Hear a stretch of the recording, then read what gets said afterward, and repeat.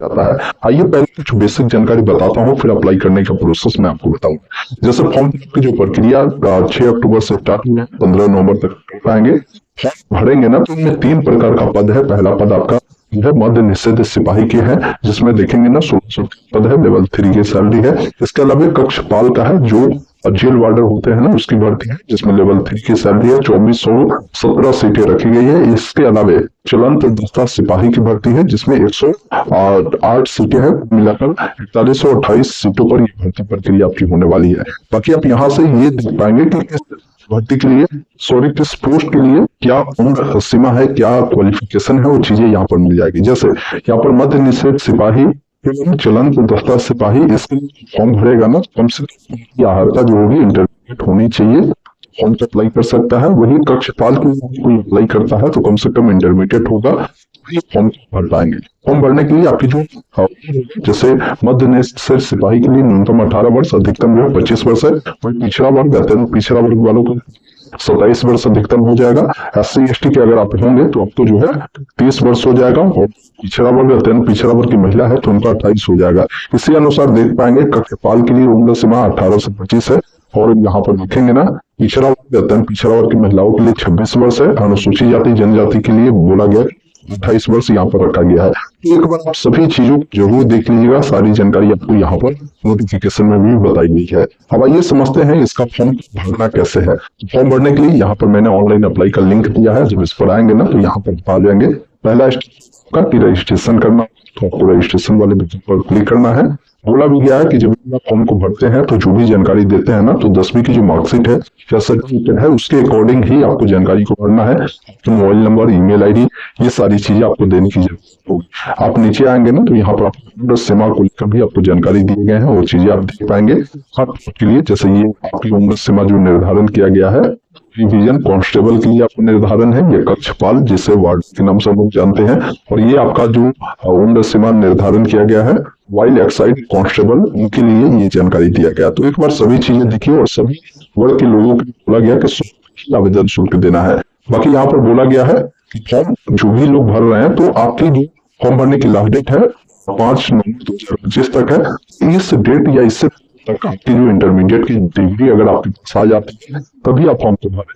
तो मैं इस चेकबॉक्स पर क्लिक करता हूँ, to fill registration and payment वाले विकल्प पर क्लिक करता हूँ।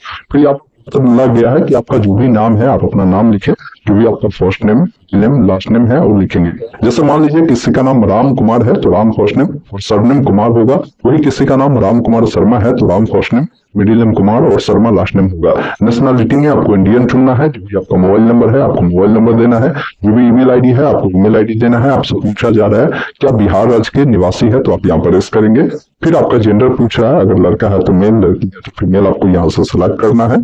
फिर पूछता है आपसे कि आपकी कैटेगरी कौन सी है, आप अपनी कैटेगरी को यहाँ से सिलेक्ट करेंगे।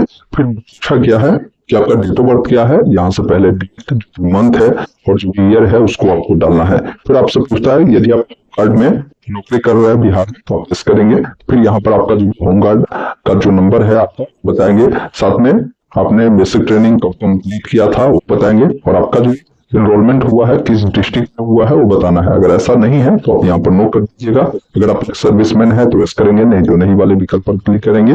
बिहार सरकार के अगर आप एम्प्लॉय है तो यहाँ पर इसमें में उसकी जानकारी देंगे। आपके पास ड्राइविंग लाइसेंस है तो आप यहाँ पर यस करेंगे, तो बताएंगे कि आपके पास किस प्रकार की ड्राइविंग लाइसेंस है, लाइट मोटर व्हीकल का या आपके पास हेवी मोटर व्हीकल का है वो बताएंगे। जो भी ड्राइविंग लाइसेंस नंबर है वो देना है, कब ड्राइविंग लाइसेंस इशू किया गया और डेट, मंथ, ईयर डालेंगे। साथ में जो आपकी ड्राइविंग लाइसेंस इशू किया गया है, किस डीओ के द्वारा इशू किया गया, डीओ का नाम डालेंगे। उसके बाद ये ऑप्शन मिलता है प्रोसीड का, जिस पर क्लिक करेंगे।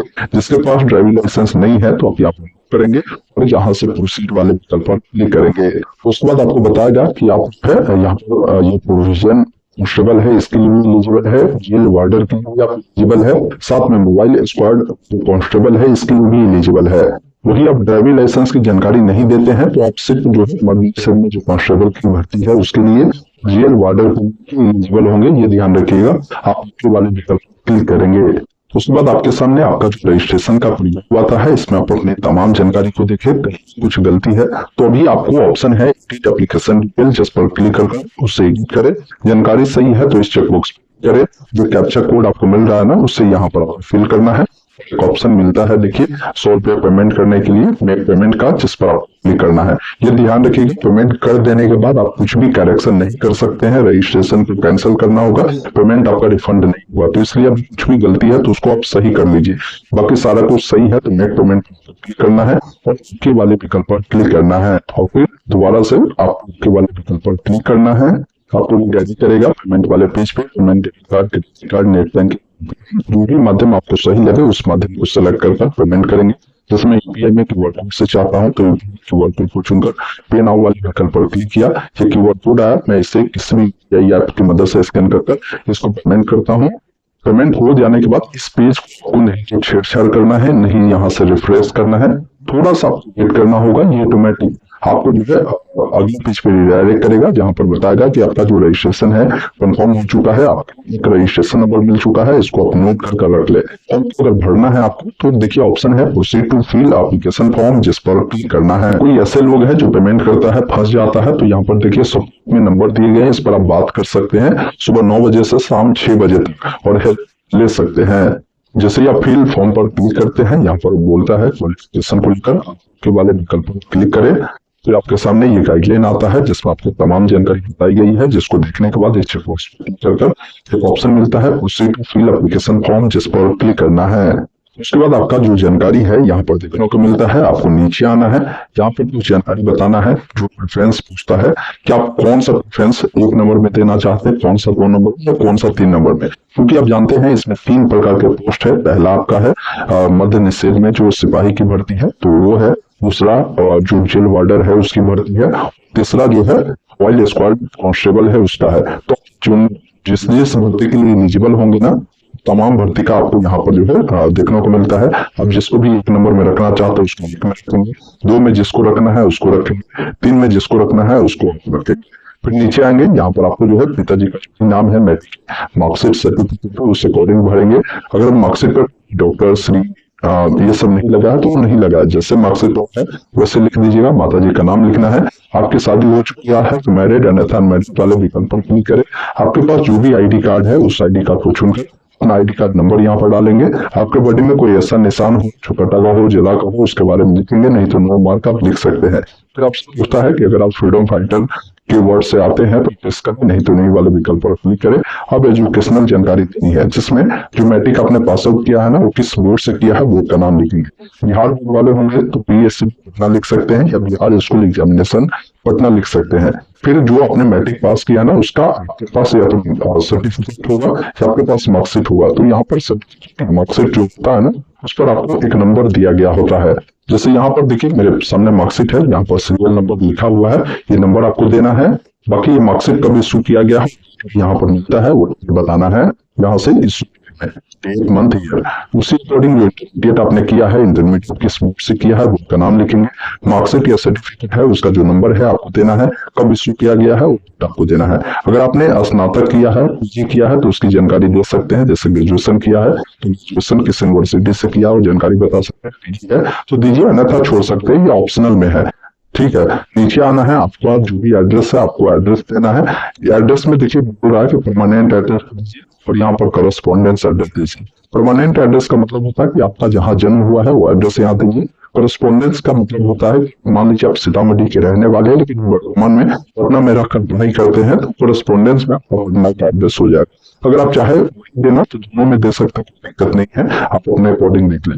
बाकी जो भी आपका हाउस या फ्लैट या जो भी आपका नंबर है वो बताएंगे, नहीं तो ग्रामीण क्षेत्र वाले को वार्ड नंबर होता है तो वार्ड नंबर बताएंगे। जो भी आपका मोहल्ला है आप बता सकते हैं, यहाँ पर ये स्टार रेड में बना है ना वो देना है, यहाँ पर नहीं बना है, यहाँ पर नहीं बना है तो छोड़ सकते हैं। जैसे किसी का लैंड मार्क नहीं है तो छोड़ सकता है। आपका जो अकाउंट है वो लिखेंगे, पोस्ट ऑफिस लिखेंगे, स्टेट आपको लिखना है, टिक लिखना है और लिखना है। अगर आपका परमानेंट करस्पॉन्डेंस दोनों समान है तो इसे टिक करेंगे, दोनों फिल होगा। अलग अलग है तो अलग अलग जानकारी को फिल करना है।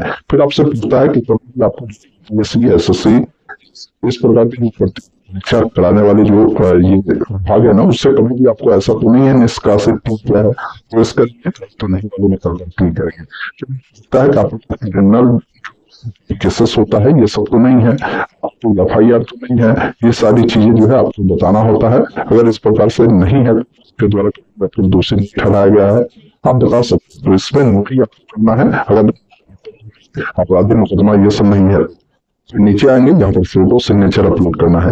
देखिए तो लेकर गाइडलाइन है कि इस प्रकार का फोटो अगर देंगे ना तो ये एक्सेप्टेबल है, अगर ऐसा फोटो देते हैं तो एक्सेप्टेबल नहीं है। जैसे टोपी लगा दिए, चश्मा लगा दिए, वो सब नहीं चलेगा। मास्क लगा दिए, मुंह झाँप लिए, आप इधर उधर देख रहे हैं, वो क्लिक किया, वो पीछे मान लीजिए पेड़ दिख रहा है, ये सब नहीं है, सब किए जाएंगे। अब इसको लेकर गाइडलाइन बोला गया कि फोटोग्राफ का कलरफुल होना चाहिए। दूसरी चीज है कि 2 महीना से ज्यादा पुराना नहीं होना चाहिए, वो आपकी क्लियर दिखनी चाहिए। ध्यान रखिएगा उसका साइज 50 KB से नीचे होनी चाहिए, आपकी अच्छे से विजुअल होनी चाहिए, अच्छे से दिखनी चाहिए। तो ये सारी चीजें हैं, आप ये ध्यान रखिएगा। और उस फोटो यहाँ से चूज कर आप क्लिक करेंगे तो आसानी से फोटो हो जाएगा। इसी अकॉर्डिंग आपका इंग्लिश सिग्नेचर है ना, यहाँ पर करना है, और यहाँ पर हिंदी सिग्नेचर। सिग्नेचर का क्या गाइडलाइन है? तो सिग्नेचर का गाइडलाइन है व्हाइट पेपर पर सिग्नेचर करना है। यहाँ पर बोला गया ब्लैक इंक पेन से, और साइज 100 KB से नीचे होगा, ध्यान रखिएगा। अगर डायमेंशन बनाते हैं विड्थ इसका 7 से 10 सेंटीमीटर रखिए, हाइट 2 से 10 सेंटीमीटर रखिए, आपका ये आसानी से हो जाएगा। उसके बाद यहाँ से प्रोसीड करेंगे। उसके बाद आपके सामने फॉर्म का फाइनल व्यू आता है। एक बार अपनी तमाम जानकारी देखें, कहीं भी कुछ गलती है तो भी आप उसको सुधार कर सकते हैं। यहाँ पर नीचे में ऑप्शन है, इनका जानकारी सही है तो चेक बॉक्स पे क्लिक करें, जो कैप्चा मिल रहा है उससे फिल कर सबमिट एप्लीकेशन वाले विकल्प पर क्लिक करना है। फिर आपसे पूछता है कि आप श्योर है, आपने डिटेल को वेरीफाई कर लिया, ओके वाले विकल्प पर क्लिक करें। और फिर पूछता है कि आप इसे सबमिट करना चाहते हैं, ओके वाले विकल्प पर क्लिक करेंगे। उसके बाद इसका जो एक्नॉलेजमेंट आपको मिलेगा उसको प्रिंट कर अपने पास से रख लेना है।